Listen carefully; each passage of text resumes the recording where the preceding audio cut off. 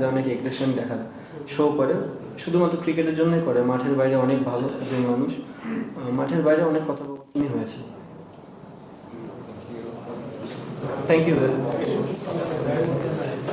আগে বিরাট কোহলি তার test retirement announce করেছেন, তো আপনার কাছে এত প্লেয়ার একটু শকিং মনে হচ্ছিল রিটায়ারমেন্টটা, যে আরো কন্টিনিউ করে যেতে পারতেন কিনা considering fitness and everything, plus আপনার মানে ইন্ডিয়ার সঙ্গে তার এক্সপিরিয়েন্স থেকে বিরাট কোহলিকে নিয়ে আপনার কোনো একটা মেমোরি যদি শেয়ার করেন।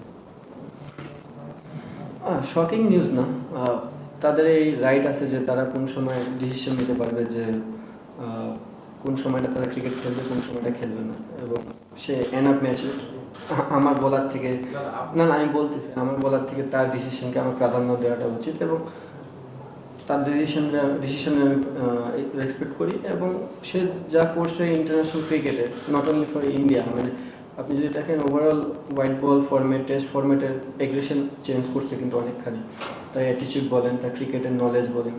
সো এরকম একটা প্লেয়ার টেস্ট ক্রিকেট খেলবে না, একটা সময় তো প্রত্যেকটা প্লেয়ারকে রিটায়ারমেন্টে যেতে হবে। বাট যদি আমি কখনো ইন্ডিয়ার সাথে খেলি আমি ডেফিনেটলি মিস করবো, কারণ যেহেতু অনেকদিন খেলেছি। আপনার একটা মেমোরি মেমোরি বিরাট কোহলির সাথে